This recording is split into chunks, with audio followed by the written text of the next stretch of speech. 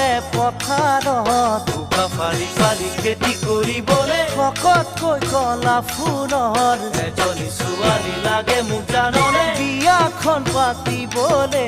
তোকে দেখি জানৈ মনে খাইছে সঁচাকৈয়ে পাৰিবি ঘৰ ধৰিবলে তোকে দেখি জানৈ মনে খাইছে সঁচাকৈয়ে পাৰিবি ঘৰ ধৰিবলে ধেমাজি লখিমপুৰ নহয় যে বেছি দূৰ বুৰুমত দিবিনে তই মোৰ জানৈ ধেমাজি লখিমপুৰ